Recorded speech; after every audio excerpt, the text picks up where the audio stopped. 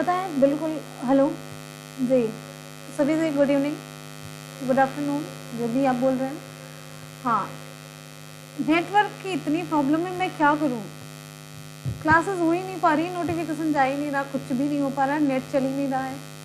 बड़ी प्रॉब्लम है। 3 बजे से ट्राई कर रहे हैं, कंटिन्यू ट्राई कर रहे हैं और 4 बजने वाला है।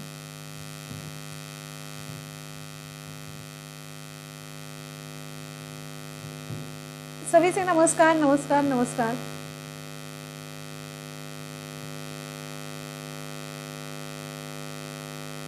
बहुत ही दिक्कत है, बहुत ज़्यादा दिक्कत है।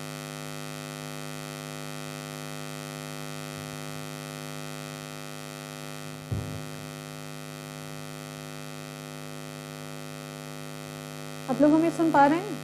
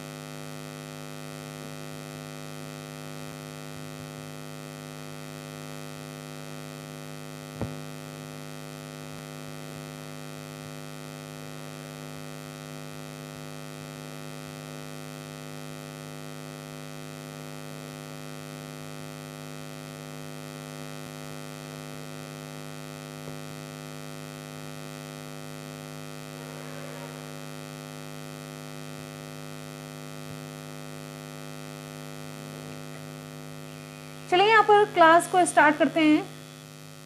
आप सभी लोग एक बार सभी लोग अपने दोस्तों में शेयर कर दीजिए, जिससे कि सभी तक वीडियो पहुँच सके। तो आप सभी से रिक्वेस्ट है कि वीडियो को एक बार जल्दी से शेयर कर दीजिए।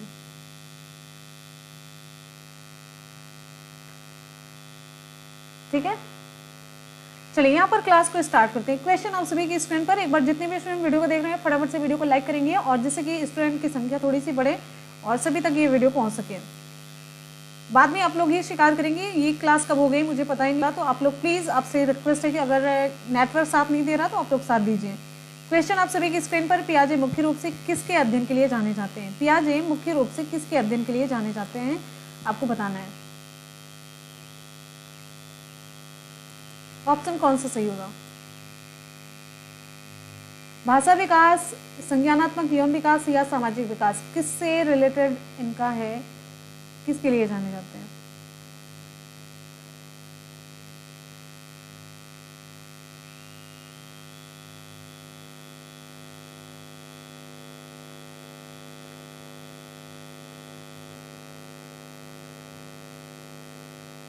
जी, रिप्लाई करते रहिए आप लोग। विकल्प यहाँ पर हमारा कौन सा सही होगा?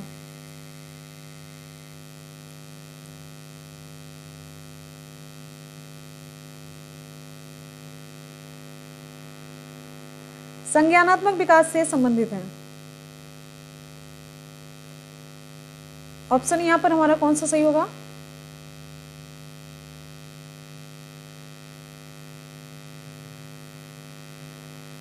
वेरी गुड, ये रिलेटेड है, संज्ञानात्मक विकास से संबंधित है।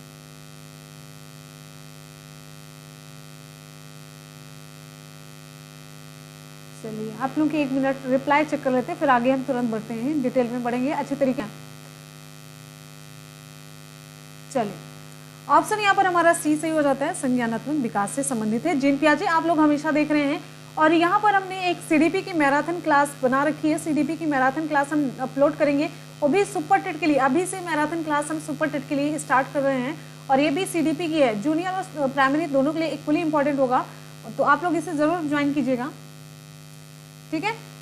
संज्ञानात्मक विकास का सिद्धांत जीन पियाजे के द्वारा दिया गया, आप सभी जानते हैं, और इन्होंने अपने खुद के प्रेक्षणों के आधार पर बालक के संज्ञानात्मक विकास को परिभाषित किया था। और इनके अनुसार जो संज्ञानात्मक विकास है, व्यक्ति के जन्मजात संरचना और प्रक्रिया के साथ जो जन्मजात होती है, जन्मजात संरचना है, जो प्रक्रिया है, जो जन्मजात चीज है, उसके साथ अनुभवों की, जो अनुभव इन्हें मिलते हैं, अनुभव की अंतःक्रिया पर निर्भर करता है। मतलब दोनों से ये संज्ञानात्मक विकास होता है। संज्ञानात्मक विकास निम्न प्रक्रियाओं से गुजरता है। कौन कौन सा? संगठन होता है, अनुकूलन होता है, फिर आत्मसात होता है, फिर उसके बाद समंजन होता है। तो ये प्रक्रियाएं होती हैं जिससे कि संज्ञानात्मक विकास होता है। विकल्प आपका सी सही हो जाता है। ठीक है,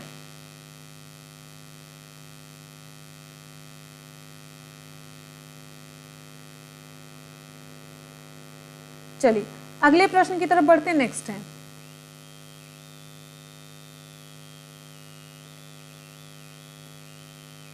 जब मानव शरीर के एक भाग को दिए गए प्रशिक्षण का अंतरण दूसरे भाग में हो जाता है तो इसे हम क्या कहते हैं?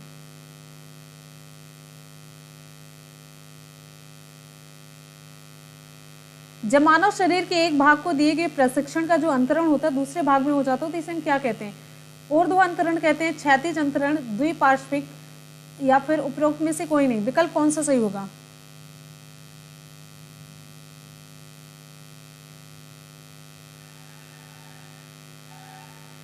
चलिए जल्दी से रिप्लाई करते रहिए।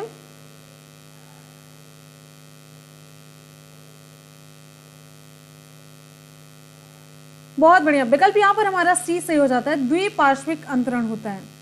देखिए, मानव शरीर के एक भाग को दिए गए प्रशिक्षण का अंतरण दूसरे भाग में हो। देखिए, मानव शरीर को दो भागों में बांटा जा सकता है, दायां भाग और ये बायां भाग।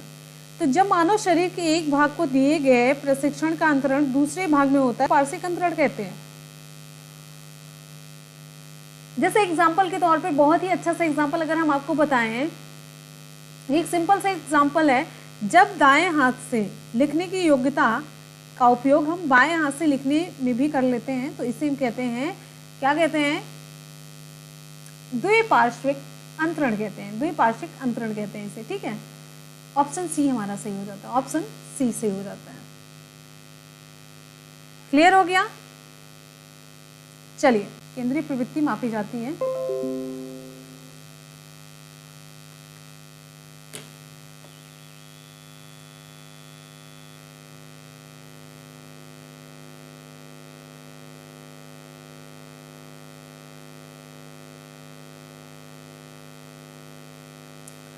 प्रदीप सिंह राठौर, बिल्कुल एक अच्छे वे में। और सबसे इंपॉर्टेंट चीज है, पहले आपसे हम कल सिलेबस डिस्कस करते हैं और फिर उसके बाद आपको बताते हैं कौन कौन सी चीजों पर आपको ज्यादा फोकस करना है। एक सही डायरेक्शन में हम स्टडी को स्टार्ट करते हैं।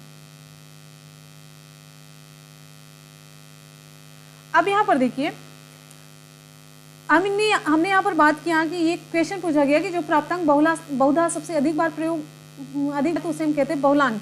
जैसे मतलब एक एग्जांपल के तौर पे अगर हम बात करते हैं, बार बार आता है बहुधा, जैसे मतलब 20 नंबर पाया एक बच्चा, 25 नंबर पाया, फिर 20 नंबर पाया, फिर हिंदी में 30 नंबर पाता है, फिर मैथ में 20 पाता है, अंग्रेजी में 20 पाता है। तो यहाँ पर बहुलक क्या होगा? यहाँ पर बहुलक क्या लिखेंगे आप? तो प्राप्तांकों में जिस प्राप्तांक की आवृत्ति सबसे अधिक बार होती है, सबसे अधिक बार आया होता है, उसे हम बहुलक कहते हैं। तो यहाँ पर हमारा बहुलक क्या होगा? 20 होगा। ठीक है, और आपको यहाँ पर बता दें, बहुलक निकालने का जो सूत्र होता है, कभी कभी सूत्र पूछा जाता है, कभी कभी सूत्र के ही आधार पर आपसे न्यूमेरिकल पूछ। यहाँ पर देखिए 3 मीडियन माइनस, ये इसका सूत्र होता है, इसका फॉर्मूला होता है। केंद्रीय प्रवृत्ति के माप के में कौन कौन से आते हैं? माध्य आता है, माध्यिका आती है, बहुलक आता है। ठीक, अगले प्रश्न पर चलते हैं। नेक्स्ट है, उम्मीद है कि आपको बहुलक बहुत अच्छे तरीके से समझ में आ गया होगा, बहुत ही अच्छे तरीके से। बहुत बढ़िया। क्रिया प्रसूत अनुकूलन सिद्धांत का प्रतिपादन किसने किया? क्रिया प्रसूत अनुकूलन सिद्धांत का प्रतिपादन किसने किया था?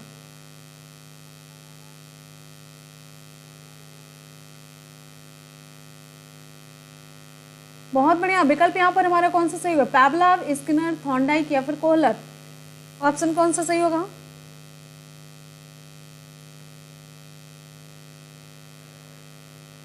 चलिए, ऑप्शन यहाँ पर हमारा बी सही हो जाता है, स्किनर। ऑप्शन बी सही होता है, स्किनर।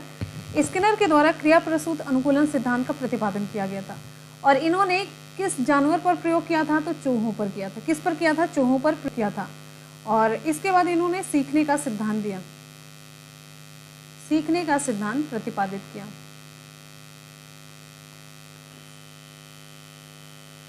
और आपको बताते चलते हैं यहाँ पर पावलोव के द्वारा कौन सा सिद्धांत दिया गया?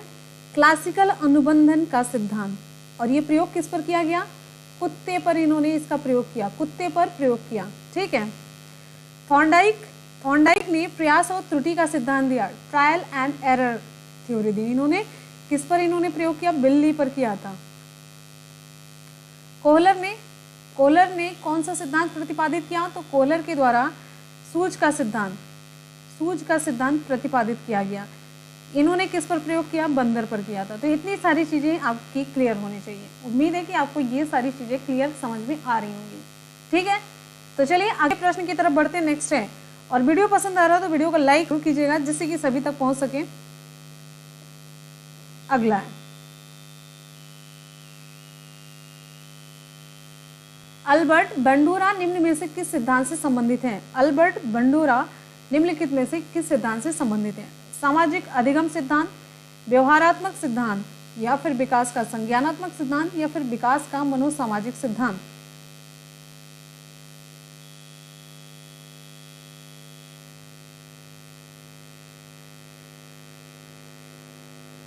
चलिए जल्दी से रिप्लाई करिए। अल्बर्ट बंडूरा निम्नलिखित में से किस सिद्धांत से संबंधित है? ऑप्शन यहाँ पर हमारा ए सही हो जाता है, सामाजिक अधिगम सिद्धांत से ये संबंधित है। सामाजिक अधिगम सिद्धांत को बंडूरा के द्वारा 1969 से 71 में ये दिया गया।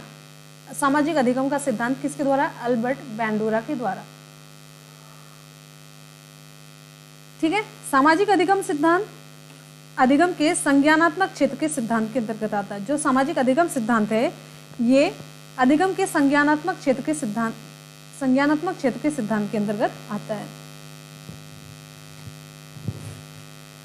ठीक है, और इस सिद्धांत के अनुसार व्यक्ति जो कुछ भी सीखता है, सामाजिक अधिगम में व्यक्ति जो कुछ भी सीखता है वो देखकर, सुनकर, कैसे? देखकर, सुनकर। ठीक है, बहुत बढ़िया। अगले प्रश्न की तरफ बढ़ते हैं। नेक्स्ट, आधार आयु निम्न में से किसके मापन से संबंधित है? आधार आयु निम्नलिखित में से किसके मापन से संबंधित है? रुचि, व्यक्तित्व, बुद्धि, या फिर अवधान? ऑप्शन यहाँ पर हमारा कौन सा सही होगा? ऑप्शन कौन सा सही होगा आप लोगों को कमेंट सेक्शन में कमेंट करके बताना है। ठीक है, चलिए, आधार आयु बुद्धि के मापन से संबंधित है। ये किसके से संबंधित है? ऑप्शन सी सही हो जाता है, बुद्धि के मापन से संबंधित है। आधार आयु बेसल एयर कहते हैं।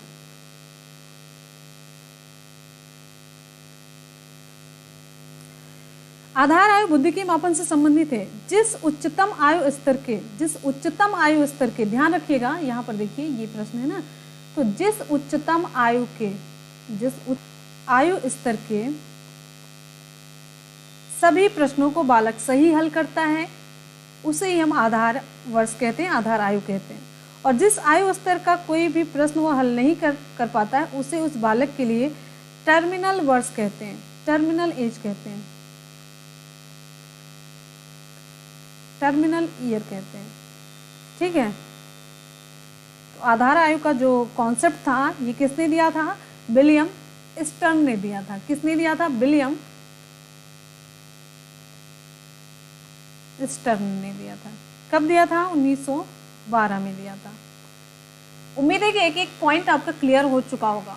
ठीक है, चलिए अगले प्रश्न की तरफ बढ़ते हैं। नेक्स्ट है, शिक्षक द्वारा कक्षा डांट पढ़ने पर छात्र यदि घर आकर शिक्षक द्वारा कक्षा में डांट पड़ने पर छात्र यदि घर आकर अपनी छोटी बहन पर गुस्सा इजहार करता है तो यह किसका उदाहरण बनता है? विस्थापन, उदात्तीकरण, रूपांतरण, प्रतिक्रिया निर्माण? विकल्प यहाँ पर हमारा कौन सा सही होगा? चलिए जल्दी से रिप्लाई करते रहिए।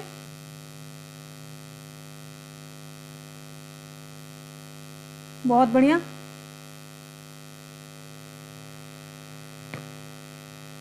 आज मौसम सही नहीं ना, इस वजह से।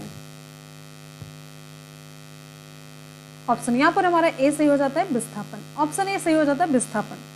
इसके अंतर्गत बालक अपने गुस्से या अन्य, गुस्सा ही नहीं, केवल गुस्सा ही नहीं, कोई भी संवेग की प्रतिक्रिया हो, कोई भी संवेग हो, कोई भी संवेग हो, उसकी जो प्रतिक्रिया होती है वो किसी अन्य पर विस्थापित करता है। अगर वो किसी अन्य पर लागू करता है, वो किसी अन्य पर लाद देता है, फिर ये विस्थापित कर देता है, मतलब वो किसी और पर उतार देता है, जो संवेग होता है, तो उसे हम क्या कहते हैं? संवेग विस्थापन कहते हैं। क्या कहते हैं? संवेग विस्थापन कहते हैं। इसी से रिलेटेड ये प्रश्न पूछा गया हो जाता है। और समझ में आ रही है? चलिए अगले प्रश्न की तरफ बढ़ते हैं। नेक्स्ट है, निम्न में कौन सीखने के गेस्टाल्ट सिद्धांत से संबंधित है? निम्न में कौन सीखने के गेस्टाल्ट सिद्धांत से संबंधित है? गेस्टाल्ट का सिद्धांत पावलोव, स्किनर, थॉर्नडाइक या फिर Kohler?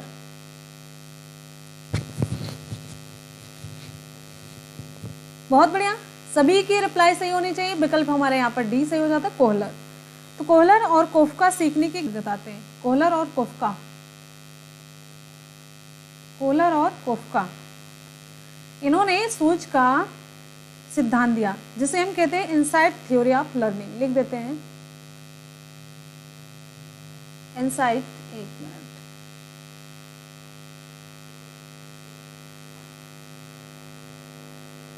Insight theory of learning, जिसे हम क्या कहते हैं? इनसाइट थ्योरी ऑफ लर्निंग कहते हैं। ठीक, चलिए अगले प्रश्न की तरफ बढ़ते हैं। नेक्स्ट हमारा प्रश्न आप सभी के लिए है, इरोस शब्द संबंधित है किससे?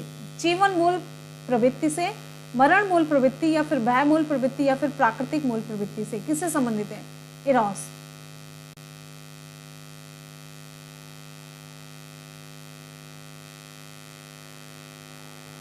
वेरी गुड, ऑप्शन यहाँ पर हमारा ए सही हो जाता है, जीवन मूल प्रवृत्ति से संबंधित है। ऑप्शन ए सही होता है हमारा, जीवन मूल प्रवृत्ति से संबंधित है। ठीक है, अच्छा यहाँ पर आप देखिए, ये जो फ्रायड थे, फ्रायड के बारे में आप लोगों ने सुना है? तो फ्रायड ने मूल प्रवृत्तियों को मुख्यतः दो भागों में बांटा था। दो भाग कौन कौन से हैं? एक भाग तो है इनका जीवन, जीवन मूल प्रवृत्ति, जीवन मूल प्रवृत्ति। दूसरा है मृत्यु मूल प्रवृत्ति, और जीवन मूल प्रवृत्ति को हम इरोज, और मृत्यु मूल प्रवृत्ति को हम कहते हैं थैनाटोस कहते हैं।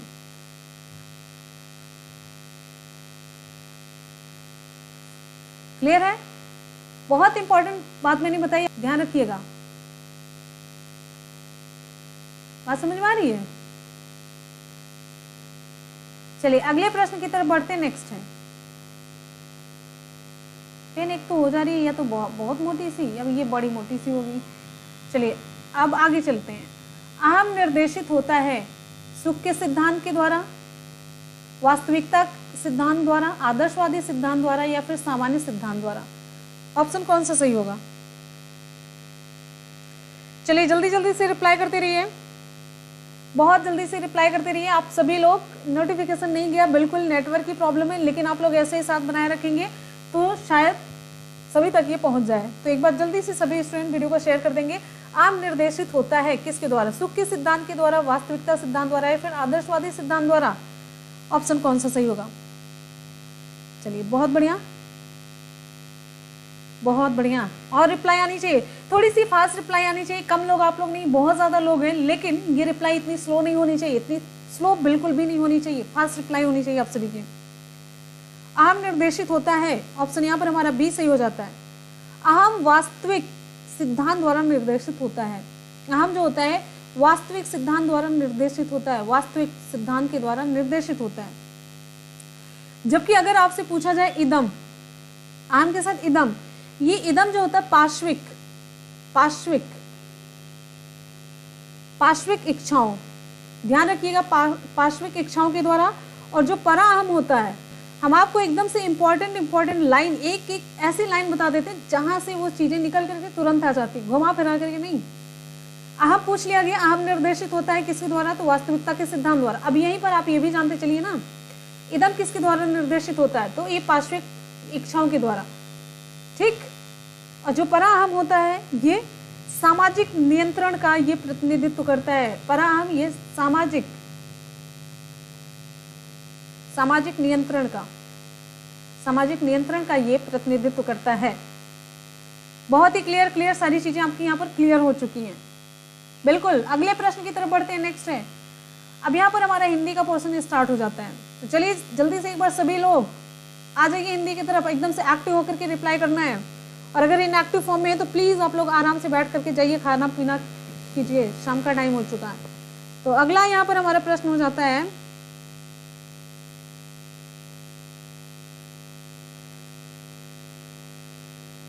चलिए आ जाइए अगले प्रश्न की तरफ। वर्णमाला में स्पर्श व्यंजनों की संख्या कितनी है? वर्णमाला में स्पर्श व्यंजन कितने हैं? 25 होंगे, 30 होंगे, 20 होंगे या फिर 35? ऑप्शन यहां पर हमारा कौन सा सही होगा? वेरी गुड, ऑप्शन यहां पर हमारा ए सही हो जाता है, 25। ऑप्शन ए सही हो जाता है 25। का से अगर हम स्टार्ट करते हैं, का से लेकर के मा तक, का से 25 वर्ड मुख्य विभिन्न भागों में जिह्वा के स्पर्श से बोले जाते हैं, इसलिए हम इन्हें स्पर्श व्यंजन कहते हैं। इसीलिए हम इन्हें स्पर्श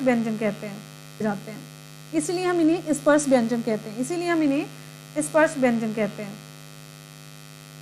देखिए, का वर्ग में है, का वर्ग में का ख ग घ अंगा, चा वर्ग में चा छा जा झ इया, टा वर्ग में टा ठा डा डा आड़ा, ता वर्ग में ता था दा धन ना, पा वर्ग में पा फा बा भा मा। तो कितने हो गए? 5 लाइन, 5 25 25 हो गया। 5 अक्षर थे तो 25 हो गया ना पूरा स्पर्श व्यंजनों की संख्या। चलिए अगले प्रश्न की तरफ बढ़ते हैं। नेक्स्ट है, एक मिनट,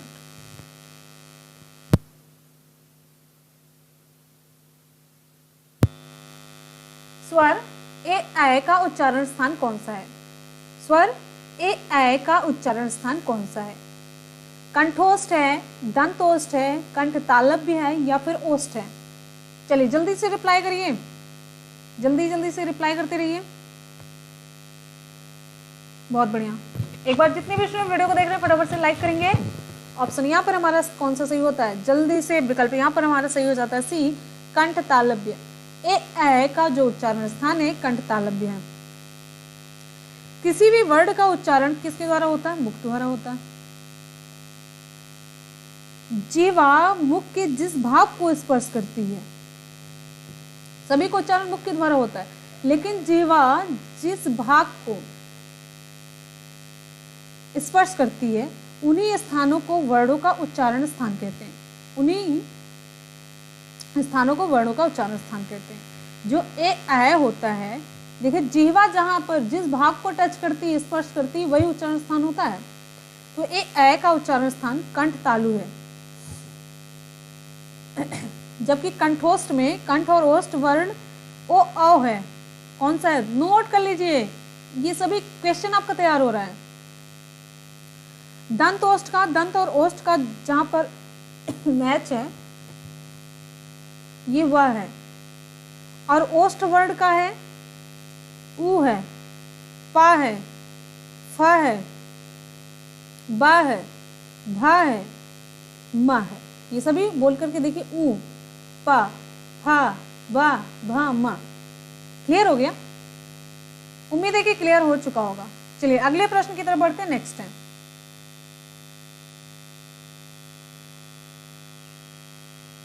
सामासिक पदों पुनरुक्त युग्म शब्दों के मध्य प्रयोग किया जाता है क्या? अल्प विराम, अर्ध विराम या फिर उद्धरण चिन्ह? विकल्प कौन सा सही हो?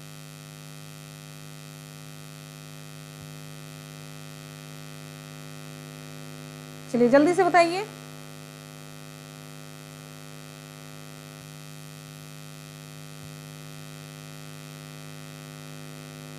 चलिए जल्दी से बताइए।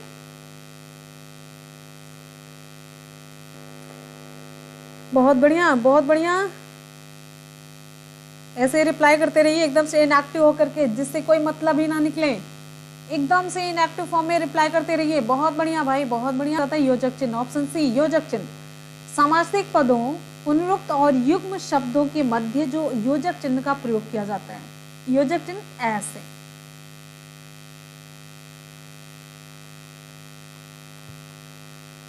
एग्जाम्पल है जय और पराजय के बीच में, लाभ हानि के बीच में, लाभ हानि के बीच में, धन दौलत, इन सभी के बीच में, उल्टा पुल्टा, इन सभी के बीच में ये योजक चिन्ह लगता है। क्लियर हो गया? चलिए अगले प्रश्न की तरफ बढ़ते हैं। नेक्स्ट है शुद्ध वर्तनी का चयन करना। आप कीजिए, शुद्ध वर्तनी का चयन कीजिए।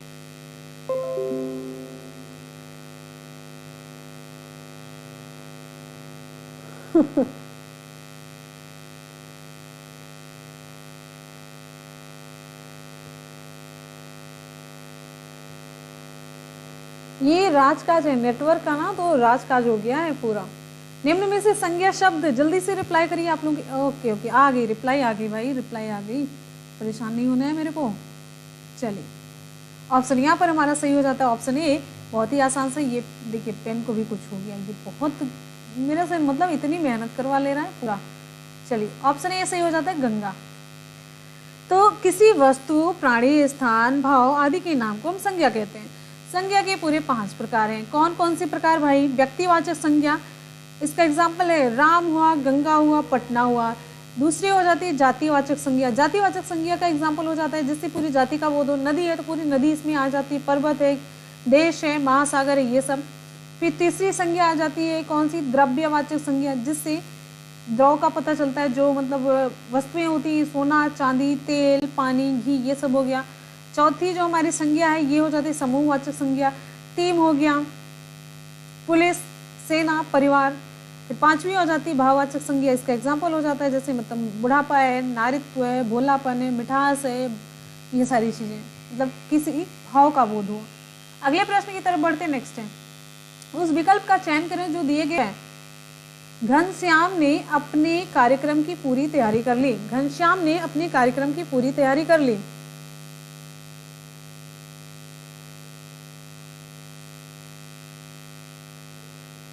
ऑप्शन कौन सा सही होगा यहाँ पर? संबंधवाचक, उत्तम पुरुष, मध्यम पुरुष या फिर निजवाचक। ऑप्शन यहाँ पर हमारा डी सही हो जाता है निजवाचक। अपनेपन का बोध कराने वाले शब्दों को निजवाचक सर्वनाम कहते हैं। अपनेपन का बोध कराने वाले शब्दों को निजवाचक सर्वनाम कहते हैं। नीचे दिए गए जो वाक्य हैं, मतलब घनश्याम ने अपने आप कार्यक्रम की पूरी तैयारी कर ली, ठीक है। इसमें जो अपने आप है, अपने आप इस शब्द का प्रयोग हुआ है, तो अपने आप यानी कि ये निजवाचक सर्वनाम हो गया। समझ में आ रही है? निजवाचक सर्वनाम। अगले प्रश्न पर बढ़ते हैं। नेक्स्ट है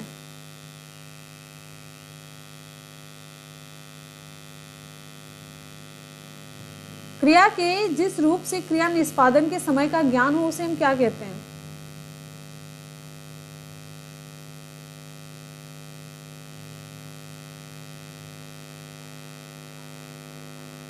क्रिया के निष्पादन का मतलब है काम के होने का ज्ञान हो। ऑप्शन बी काल। क्रिया के जिस रूप से कार्य के होने के समय का पता चले उसे हम काल कहते हैं। अर्थात कार्य के समय और उसकी पूर्ण और अपूर्ण अवस्था के ज्ञान के रूपांतरण को हम काल कहते हैं। जैसे वह पढ़ रहा है या फिर वह पढ़ चुका है, आगे पढ़ेगा, तो काल का बोध हो रहा है ना। तो काल के 3 भेद होते हैं, भूत काल होता है, वर्तमान काल होता है, भविष्य काल होता है। तो ये है। अगले प्रश्न पर बढ़ते हैं। नेक्स्ट है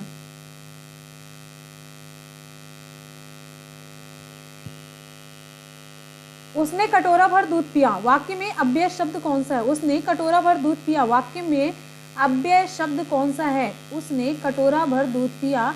वाक्य में अव्यय शब्द कौन सा है? कटोरा, दूध, भर, पिया। ऑप्शन कौन सा सही होगा? आप लोग कमेंट सेक्शन में कमेंट करके जरूर बताएं जल्दी से।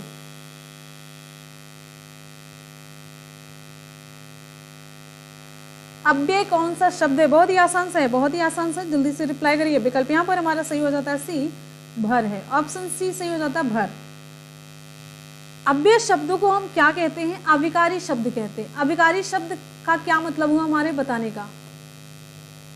अभिकारी शब्द क्योंकि इनके प्रयोग से लिंग, वचन, पुरुष, कारक इत्यादि के कारण कोई भी प्रभाव, कोई भी विकार, अभिकारी कहते हैं ना, तो अभिकारी मतलब कोई भी विकार इनमें होने वाला नहीं है।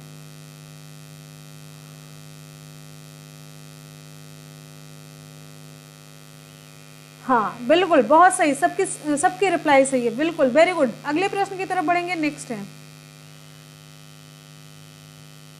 पुल्लिंग वाचक शब्द छाटिए। कैमरा, पायल, प्लेट, तलवार। ऑप्शन ए सही हो जाता है, कैमरा। कैमरा पुल्लिंग वाचक शब्द है, जबकि पायल हुआ, प्लेट हुआ, तलवार हुआ, ये सब स्त्रीलिंग है। हिंदी में लिंग कितने प्रकार के होते हैं? हिंदी में लिंग 2 प्रकार के होते हैं। कौन कौन से हैं?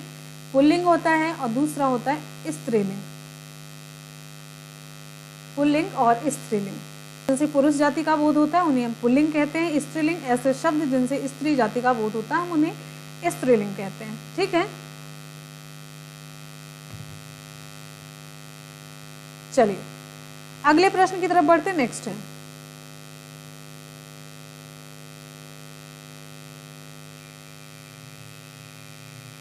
निम्न में वर्तमान काल का उदाहरण है। निम्न में वर्तमान काल का उदाहरण है। उसने पढ़ा था, वह पुस्तक पढ़ेगा, वह जाता है, वह खेल रहा था। कौन सा सही होगा? निम्न में वर्तमान काल का उदाहरण है, कौन सा है? बहुत बढ़िया, ऑप्शन सी सही हो जाता है, वह जाता है। उसने पढ़ा था, ये हो जाता है भूतकाल। भाई पढ़ा था ना, था लगा हुआ है। वह पुस्तक पढ़ेगा, ये हो जाता है भविष्यकाल। क्लियर? वह जाता है, वही हो गया वर्तमान। वह खेल रहा था, ये हो जाता है भूतकाल, ये भी। अगले प्रश्न पर बढ़ते हैं। नेक्स्ट है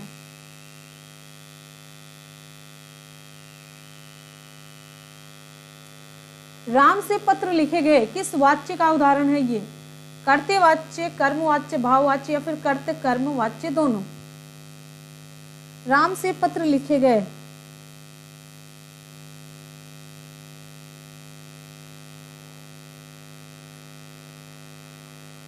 ऑप्शन बी कर्मवाच्य। कर्ता, कर्म और भाव की प्रधानता के अनुसार वाच्य 3 प्रकार के होते हैं। कर्ता, कर्म और भाव की प्रधानता के अनुसार वाच्य 3 प्रकार के होते हैं। कितने प्रकार के? 3 प्रकार के होते हैं।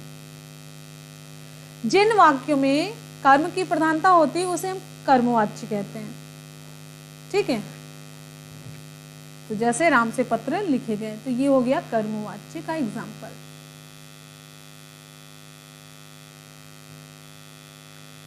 पर किस कारक का परसर्ग है? पर किस कारक का परसर्ग है? संप्रदान, अपादान, संबंध या फिर अधिकरण? कौन सा विकल्प सही होगा? आप बताइए कमेंट सेक्शन में, जल्दी से बताइए। पर किस कारक का परसर्ग है? इतने इनएक्टिव फॉर्म में बहुत अच्छा सा लग रहा है मुझे, बहुत बढ़िया लग रहा है। ऐसे ही बने रहिए, बहुत सही, एकदम परफेक्ट। पर किस कारक का परसर्ग है?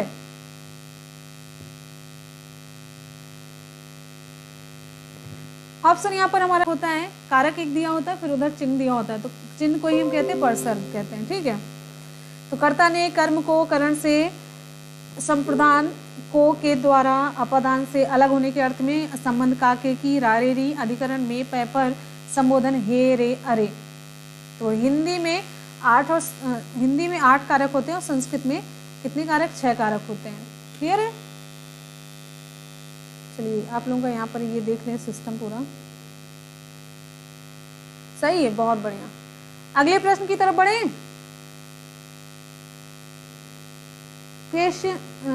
अच्छा, क्वेश्चंस इजी हैं, हिंदी में ऐसे ही आते हैं, ऐसे ही आते हैं। अब उसके ज्यादा चक्कर में ना पड़िए, हिंदी में ऐसे ही प्रश्न आते हैं भाई, एग्जाम में ऐसे ही प्रश्न आते हैं। अभी आपको आसान लग रहे हैं, जब पेपर देके आते हैं तो रोना शुरू कर देते हैं। नहीं, प्रश्न ऐसे ही आते हैं, अजूबा नहीं आता। एग्जाम हॉल में सभी को पता है ये सारे प्रश्न आते ही आते हैं। संज्ञा से आएगा, सर्वनाम से आएगा, कारक से आएगा।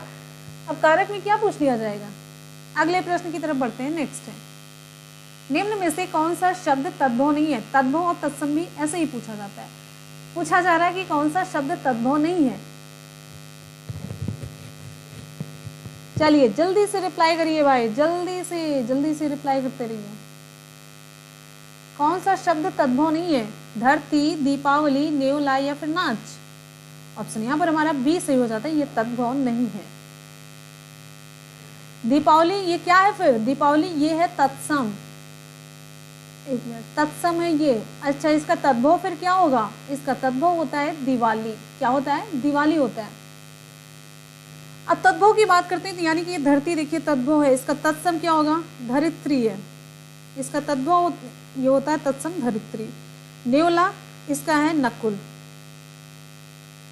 नाच का होता है नृत्य। ठीक है, दिवाली का होता है दीपावली। हो गया क्लियर?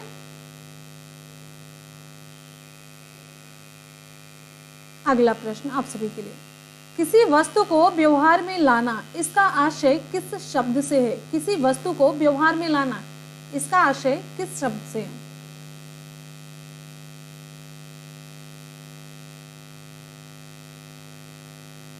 चलिए जल्दी से रिप्लाई करिए। विकल्प यहां पर हमारा सही हो जाता है ऑप्शन ए, उपयोग है।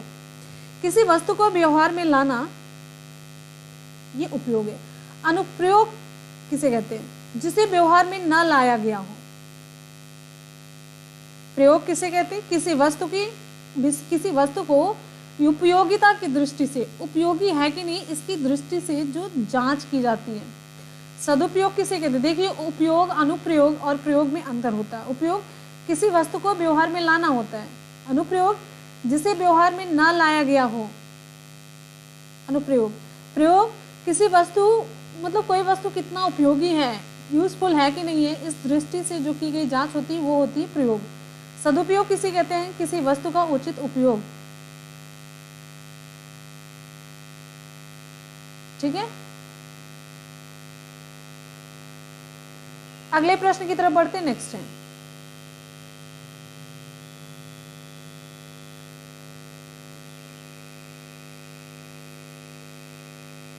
धार्मिक में प्रत्यय कौन सा है? धार्मिक में का प्रत्यय एक प्रत्यय, मिक या फिर धर्म? ऑप्शन कौन सा सही होगा? धार्मिक में कौन सा प्रत्यय है?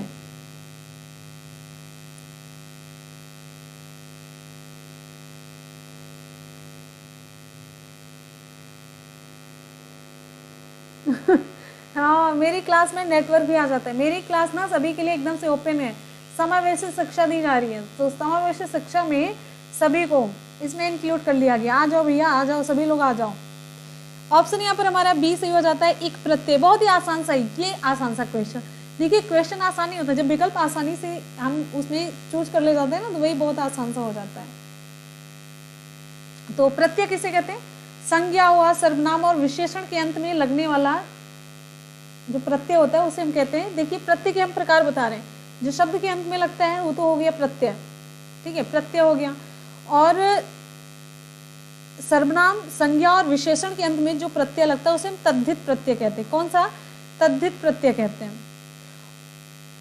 ठीक है, बहुत सारी चीजें इसमें हैं। और जब संस्कृत निष्ठ संज्ञाओं के अंत में तद्धित प्रत्यय लगता है तो भाववाचक, गुणवाचक, विशेषण ये सारे बनते हैं। तो ये सबको छोड़िए, बस इतना आप जानते रहिए कि यहाँ पर धार्मिक में एक प्रत्यय लगा। प्रत्यय के आगे आप मत बढ़िए, ये आपसे यहाँ से कोई मतलब नहीं है। और बस इतना ही आपसे पूछा जाता है कि इसमें कौन सा प्रत्यय लगा है, एक है, अक है, मतलब ऐसे ही सारी चीजें इसमें पूछी जाती हैं। बस और कुछ भी नहीं पूछा जाता है। इसके बारे में हमें डिटेल में पढ़ने की कोई जरूरत नहीं है। लोक शब्द का विलोम क्या है? लोक शब्द का विलोम क्या है? विकल्प आप सभी के सामने है। लोक शब्द का विलोम, लोक शब्द का विलोम द्विलोक, आलोक, विलोक या फिर परलोक। ऑप्शन डी सही हो जाता है, परलोक होगा। ये आलोक, ये तो अशुद्ध है, पहली बात तो। आलोक होगा तो सही होगा, आलोक इसमें सही होगा। आलोक का विलोम जो होता है तिमिर होगा। द्विलोक और ये कोई मतलब नहीं है, ये आलोक गलत ही है, द्विलोक ये शब्द ही गलत है। आगे कृष, कृष का विलोम।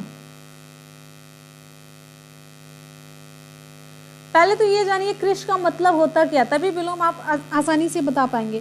कृष होता है दुबला पतला, कृष का मतलब होता है दुबला पतला। और फिर उसके बाद आता है कृष का जो विलोम होता है रिष्ट पुष्ट। ऑप्शन है यहाँ पर बी हमारा सही हो जाता है, रिष्ट पुष्ट। ठीक, ऑप्शन बी, कृष का विलोम रिष्ट पुष्ट। जब तक अर्थ नहीं समझेंगे एक बार तब दिक्कत हो जाती है।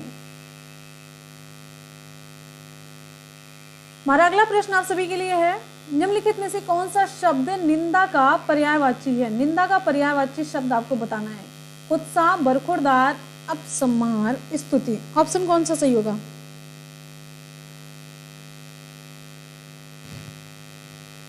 ऑप्शन ए कुत्सा। देखिए टफ क्वेश्चन आया कि नहीं आया। कुत्सा जो है निंदा का पर्यायवाची है। इसके और पर्यायवाची, निंदा के और पर्यायवाची हैं, अपयश होता है ना, अपयश, बुराई, बदनामी, ये सारी चीजें। बरखुरदार का मतलब क्या होता है? बरखुरदार आज्ञाकारी। अपस्मार, इसका मतलब क्या होता है? ये मृगी रोग होता है। स्तुति का पर्यायवाची पूजा, अर्चना, प्रशंसा, प्रार्थना, आराधना, ये सब होता है। उम्मीद है कि चारों विकल्प आपके मतलब समझ में आ गए। अगले प्रश्न पर बढ़ते हैं। नेक्स्ट है, संरचना शब्द के लिए कौन सा पर्याय शब्द अनुचित है? संरचना शब्द के लिए कौन सा पर्याय शब्द अनुचित है, यानी कि इसकी जो पर्यायवाची कौन सी सही नहीं है? संघटना, रचना विन्यास, उद्भावना या फिर विरचित। संरचना शब्द का पर्यायवाची शब्द कौन सा है? अनुचित पूछा जा रहा है, अनुचित।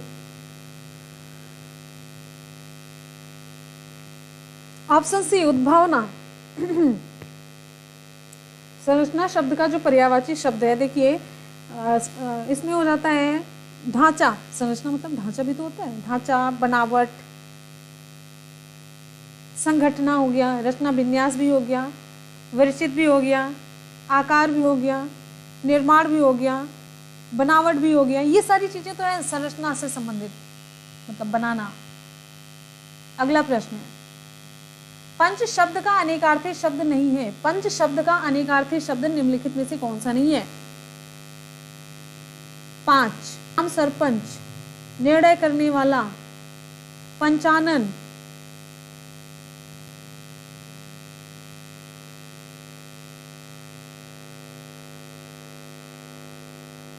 जल्दी से बताइए। विकल्प यहाँ पर हमारा सही हो जाता है ऑप्शन डी पंचानन। ऑप्शन डी पंचानन। पंच का अनेकार्थी जो शब्द है वो पंचानन नहीं है। पंच शब्द के अनेकार्थी शब्द में आता है, पंच का होता है 5। इसके बाद आता है ग्राम पंचायत, ग्राम पंचायत, ग्राम सरपंच, निर्णय करने वाला। लेकिन पंचानन का जो अनेकार्थी शब्द है पंचानन का, ये हो जाता है शिव, प्रकांड, विद्वान, सिंह, ये सभी हैं। अगले प्रश्न पर चलेंगे। नेक्स्ट है, तिरस्कार का संधि विच्छेद आपको बताना है। तिरस्कार का सही संधि विच्छेद आपको बताना है। एक बार जितने भी स्टूडेंट वीडियो को देख रहे हैं फटाफट से वीडियो को लाइक करेंगे और लिंक को दोस्तों में शेयर कर देंगे, जिससे कि सभी तक वीडियो पहुंच सके। तो आप सभी से रिक्वेस्ट है कि वीडियो को लाइक और दोस्तों में शेयर फटाफट से कर दीजिए। तिरस्कार का जो संधि विच्छेद है वो आपको बताना है कौन सा है। तिरस्कार का संधि विच्छेद ऑप्शन यहाँ पर हमारा सही हो जाता है ऑप्शन बी तिह धन कार। ऑप्शन बी सही हो जाता है, तिह धन कार है, तिरा धन कार है, तिह धन नहीं तिरा धन कार है। ठीक है, ऑप्शन बी। चलिए, अब इसी से रिलेटेड नमस्कार में भी पूछा जाता है, ध्यान रखिएगा। नमस्कार, तो नमः, नमः धन कार। पुरस्कार भी ऐसे होते हैं, पुरा धन कार। इसमें विसर्ग का सा हो जाता है, अपवाद संधि है ये। ठीक है, अपवाद है ये। एक मिनट, अगले प्रश्न पर बढ़ते हैं।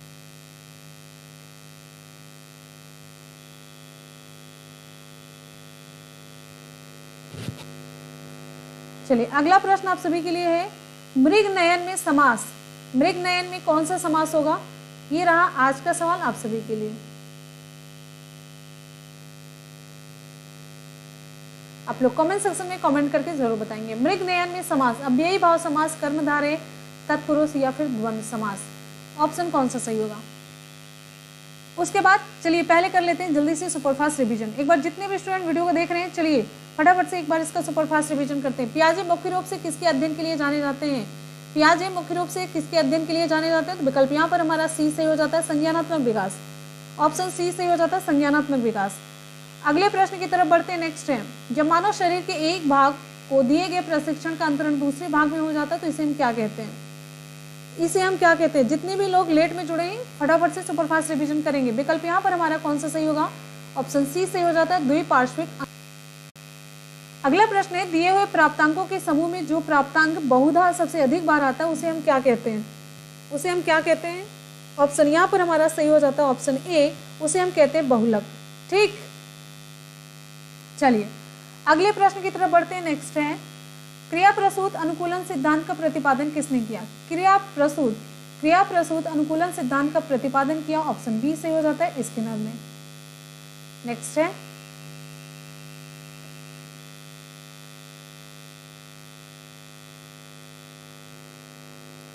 अल्बर्ट बैंडोरा निम्नलिखित में से किस सिद्धांत से संबंधित है? अल्बर्ट बैंडोरा निम्नलिखित में से किस सिद्धांत से संबंधित है? ऑप्शन ए, सामाजिक अधिगम सिद्धांत। अगला है, आधार आयु निम्न में से किसके मापन से संबंधित है? यहाँ पर उत्तर आप देख ही रहे हैं, ऑप्शन सी सही हो जाता है, बुद्धि से संबंधित है। अगला प्रश्न है, शिक्षक द्वारा कक्षा में डांट पड़ने पर छात्र यदि घर आकर अपनी छोटी बहन पर गुस्सा इजहार करता है तो यह किसका उदाहरण बनता है? शिक्षक द्वारा कक्षा में डांट पड़ने पर छात्र यदि घर आकर अपनी छोटी बहन पर गुस्सा इजहार करता है तो यह किसका उदाहरण है? ऑप्शन यहाँ पर हमारा सही हो जाता है, ऑप्शन ए, विस्थापन का। नेक्स्ट है, निम्न में कौन सीखने संबंधित है? ऑप्शन यहाँ पर हमारा डी सही हो जाता है, कोहलर।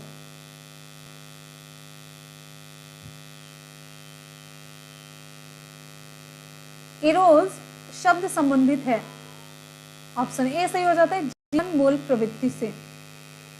अहम निर्देशित होता है, अहम निर्देशित होता है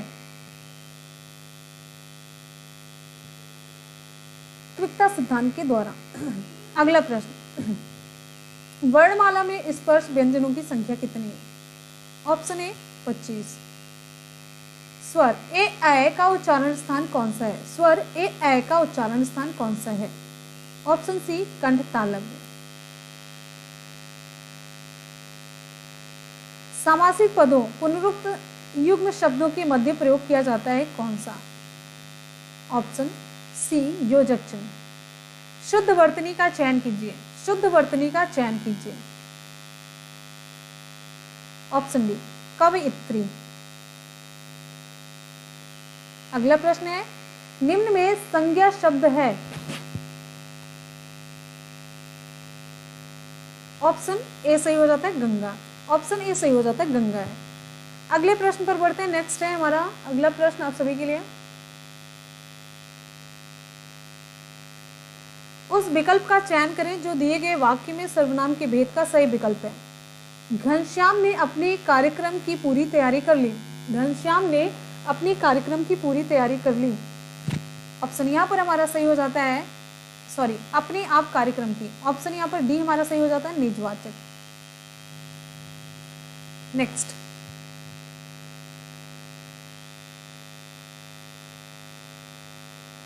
क्रिया के जिस रूप से क्रिया निष्पादन के समय का ज्ञान हो उसे हम क्या कहते हैं?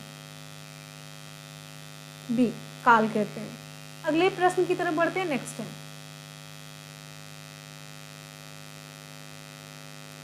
उसने कटोरा भर दूध पिया, वाक्य में अव्यय कौन सा है?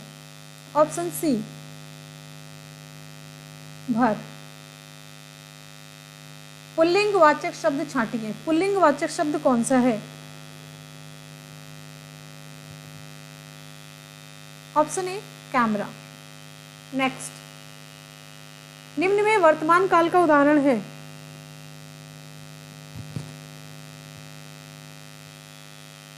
ऑप्शन सी, वह जाता है।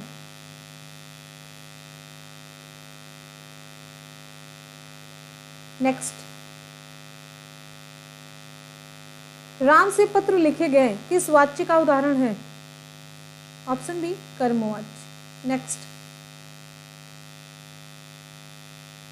पर किस कारक का परसर्ग है?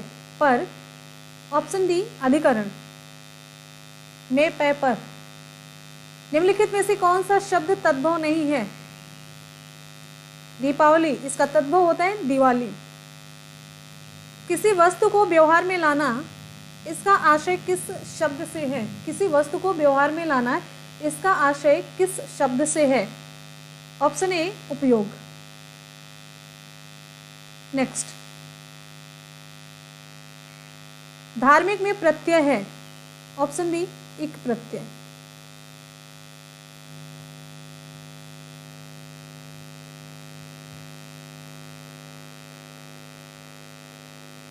अगला प्रश्न, कृष का आपको विलोम बताना है। पहले यहाँ पर लोक का विलोम शब्द डी होगा, परलोक, ये पेन वैसे चल गई। अगला प्रश्न है, कृष का विलोम, ऑप्शन बी, हृष्ट पुष्ट। निम्नलिखित में से कौन सा शब्द निंदा का पर्यायवाची है? उत्साह।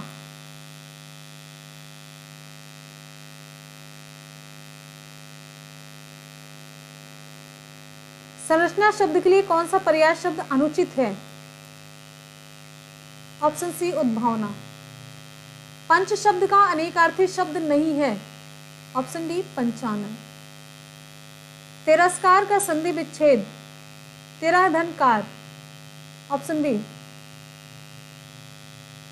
मृग नयन में समास है, मृग नयन में समास है।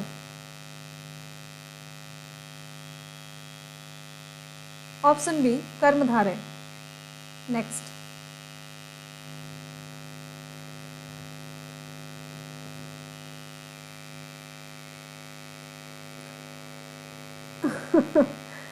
ये तो आप लोगों के लिए सवाल था वैसे। चलिए ठीक है, आज के सवाल में मृग नयन में कौन सा समास है हमने बता दिया आपको, कर्मधारय समास है। चलते हैं दूसरा आज का सवाल देख लेते हैं हम लोग।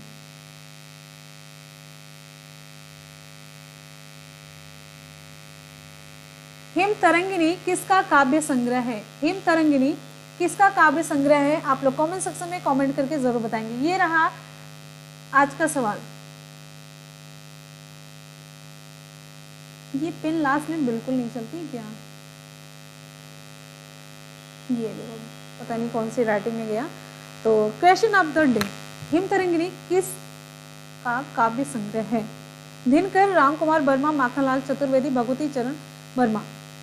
आप तो कमेंट सेक्शन में जरूर बताएंगे कमेंट करके। और आपको क्लास कैसी लगी हमेशा की तरह अपना फीडबैक जरूर दीजिएगा। बिल्कुल भी नोटिफिकेशन नहीं गया था, बिल्कुल भी नोटिफिकेशन नहीं गया था, आप लोग के शेयर करने पर ही आया था। बिल्कुल यहाँ पर अगर आप आ चुके हैं वनडे एग्जाम टारगेट पे, हमेशा इस बात का ध्यान रखिएगा, हम बहुत ज़्यादा हल्ला नहीं कर पाते हैं। तो हल्ला नहीं करने का मतलब ये नहीं होता यहाँ पर कंटेंट में हम कोई कंजूसी करते हैं। कंटेंट एकदम से बेस्ट ना हो तो आप बताइएगा। अब आप लोग खुद यहाँ पर इवेल्युएट कर सकते हैं। कंटेंट में कभी कोई कमी नहीं होती, एक ग्रेड का कंटेंट होता है, बस यहाँ पर हल्ला नहीं कर पाते। और दूसरी तीसरी और हमारे एक साथ कुछ नेगेटिव चीज़ें ये हो रही है कि एक तो नेटवर्क साथ नहीं दे रहा है, नेटवर्क बिल्कुल साथ नहीं देता, बिल्कुल भी साथ नहीं देता। और जब नेटवर्क साथ नहीं देता तो तीसरी ये गड़बड़ चीज़ हो जाती है कि टाइम पर क्लासेस नहीं हो रही हैं भाई बस। और मेरे से बेटर कंटेंट कोई दे दे तो मैं चैलेंज कर रही हूँ। बस इतनी सारी चीज़ें हैं मुझे खुद पर और अपने कंटेंट पर, और जितनी भी जिस उसकी आती है ना, जिस स्ट्रक्चर का पेपर होता है वो सारी चीज़ें मुझे A to Z पता है। बस वो चीज़ें हैं, भरोसा खुद पर अगर रख रहे हैं तो आपको मेरे ऊपर भी रखना पड़ेगा। और मुझे अपने पर पूरा कॉन्फिडेंस है, मैं क्या कर रही हूँ, किस तरीके से हम लेकर के चलते हैं।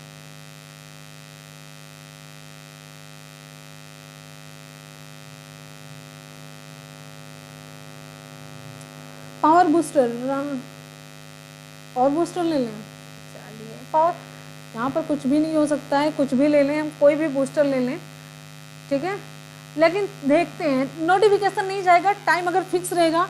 अब लोग टेलीग्राम से जुड़ जाइए। टेलीग्राम वनडे एग्जाम टारगेट का वनडे एग्जाम टारगेट ही है, नीचे हम लिंक दे देंगे, टेलीग्राम पर जरूर जुड़ जाइएगा, जिससे कि हम जब भी वहाँ पर मैसेज डालें वनडे एग्जाम टारगेट करके टेलीग्राम में, एक मिनट ये भी क्या नाचने लग जाता है, वनडे एग्जाम टारगेट करके टेलीग्राम चैनल पर डालेंगे ना सर्च बार में, तो आ जाएगा, आपको ब्लू कलर का लोगो मिलेगा। और यहाँ पर अभी तो मैंने जल्दी से ओपन किया, 2.9 या 7 कुछ ऐसे के हैं, इस पर 7 होगा शायद, तो इतने सब्सक्राइबर हैं, तो आपको अंदाज़ा लगाने के लिए बता रहे हैं।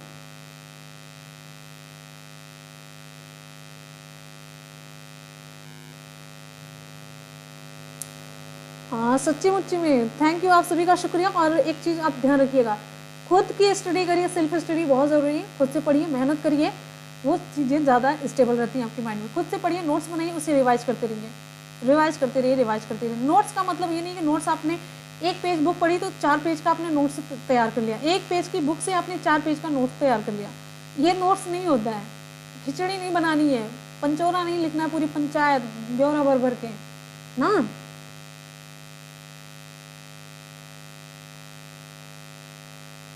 हाँ ये मुझे पता है, पक्का पता है, जितने भी ये मेरे स्टूडेंट हैं वो दिल से जुड़े हुए हैं, तभी इतनी बफरिंग में भी पढ़ रहे हैं, तो इसके लिए आप सभी का तहे दिल से बहुत बहुत शुक्रिया। सीरियसली, मतलब कैसे शुक्रिया करूँ, हाथ जोड़ के शुक्रिया करते हैं, मतलब दिल से करते हैं, हाथ जोड़ करके करते हैं कि आप सच में जुड़े रह गए, उसके लिए बहुत बहुत धन्यवाद।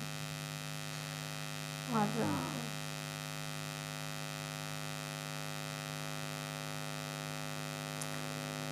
वॉइस की प्रॉब्लम, चलिए अच्छा, नोटिफिकेशन बिल्कुल नहीं गया था, हम 3 बजे से ट्राई करते करते लास्ट में मुझे लगा हम ले लेते हैं, अगर एक भी बच्चा आएगा तो हम पढ़ाते रहेंगे, ये चीज़ थी। ठीक है, बाद में कुछ स्टूडेंट बाद में देख लेंगे, आप लोग शेयर कर देंगे ना, तो वो सभी देख लेंगे। तो चलिए मिलते हैं फिर शाम को। मैंने देखिए सोचा था ना टॉपिक वाइज के लिए, तो देखते हैं, ट्राई करेंगे, वो भी करेंगे, रात वाला भी करेंगे, देखते हैं नेटवर्क तगड़ा पड़ता है या फिर हम लोग पढ़ते हैं। तो चलिए मिलते हैं फिर ना, और टेलीग्राम से जरूर जुड़े रहिए, टेलीग्राम पे हम लिंक जरूर शेयर कर देंगे, ठीक, बिल्कुल। चलिए मिलते हैं फिर शाम की क्लास में। अभी अगर एकदम से टाइम से हम लोग नहीं चलेंगे ना, तो फिर आगे क्लासेस नहीं कवर कर पाएंगे।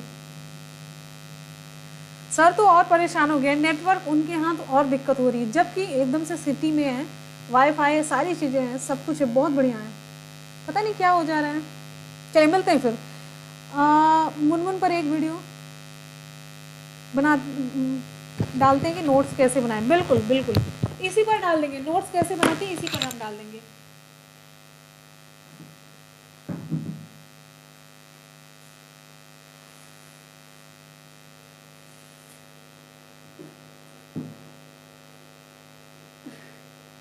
नहीं आपकी देखिए, आप लोग अच्छा जब बिहेव करते हैं ना, तो दिल से बहुत खुशी होती है, बहुत ही खुशी।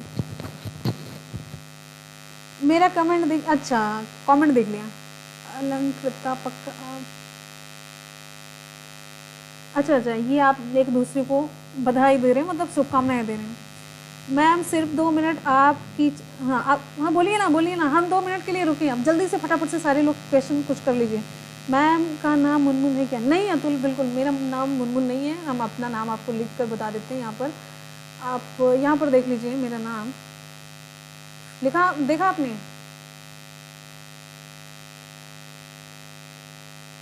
देखा? तो ये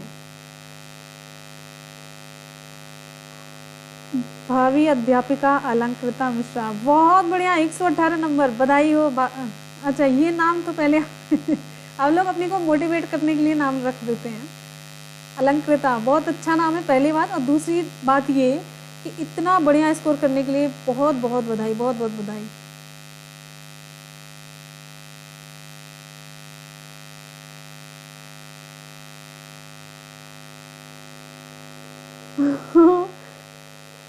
ये आप सब लोग ना, सब लोग पढ़ने से हट गए तो फिर मतलब चटर पटर इनका चलता रहता है। मैम प्लीज़ बीच बीच में मोटिवेट, हाँ मुनमुन ब्लॉग पर, ठीक है, आज ही हम अभी जस्ट यहाँ से उठने के बाद हम तुरंत नाश्ता करते हैं, फिर एक वीडियो मोटिवेशनल बनाते हैं। तो अब से हम ना सारा सेटअप एक रूम में पूरा सेट कर देते हैं, और आपको अपना पूरा सेटअप, एक बार हमने बोला था ना आपको अपना पूरा टेबल का सेटअप दिखाएंगे, और अगर सच में आप देख लेंगे तो शायद है कि सोच पाएँ कि हम कैसे कर रहे हैं। टेबल पे इतनी सारी चीज़ें रखी गई हैं, और मैक्सिमम यूजलेस हैं, बस लैपटॉप को छोड़ के। तो मैम आपको मैंने नहीं देखा, कैमरा में आ जाओ। तो मुनमुन ब्लॉग्स मेरा चैनल है, यहाँ पर आप देख सकते हैं। वहाँ पर आप ही लोगों की रिक्वेस्ट पर वो मैंने बनाया था, हालांकि हम एकदम से टाइम ना मिलने की वजह से। मुनमुन मुनमुन लिख नहीं रहा पिन, लास्ट में इसको ना ठंड लग जाती है। मुनमुन ब्लॉग्स, इस पर तो हम हमेशा मिल जाते हैं आपको, आप हमको देख सकते हैं। मेरा कमेंट कल वाले देख नहीं दिख रहा है मेरे को। हाँ, ये वीडियो हम पक्का मोटिवेशनल एक वीडियो बनाते हैं आप लोगों के लिए। हाँ बिल्कुल, अभी जा करके हम इसे पूरा हाँ रिकॉर्ड करेंगे। Nancy thank you so much. हाँ ये होता है, थोड़े दिन तक तो आग अंदर की जली रहती है, लेकिन फिर कुछ दिन के बाद ऐसा हो जाता है कि हम थकते नहीं है, लेकिन थोड़ा थोड़ा सा ये काम, ये सब सारी चीज़ों में जिम्मेदारी में ऐसे फंस जाते हैं ना, कोई चीज़ें भूल जाती हैं। बस यही होता है और कुछ भी नहीं होता है। Bye bye ma'am. मेरा क्वेश्चन देखो, आस्था राजपूत, कहाँ पे क्वेश्चन नहीं दिखा, बस ये दिख रहा है। मैम क्लास का टाइम क्या है? भावना, क्लास का टाइम तो देखिए मॉर्निंग में 8 बजे करंट अफेयर की क्लास है, मॉर्निंग में 8 बजे करंट अफेयर की क्लास है। 3 बजे आपकी क्लास चलती है, उसमें मॉडल पेपर या फिर एनसीईआरटी या फिर जो 5000 क्वेश्चन सीरीज साइंस की है या फिर 5000 SST की, वो हम मतलब कवर करते हैं। और रात के 10 बजे, अब से 10 बजे चलेगी, 8 बजे, 3 बजे और 10 बजे, ये क्लासेस 3 हैं, फिक्स हैं। इसी के बीच में 7 और 8 के बीच में आजकल हम टॉपिक वाइज कुछ क्वेश्चन कवर करवा रहे हैं। तो ये देखते हैं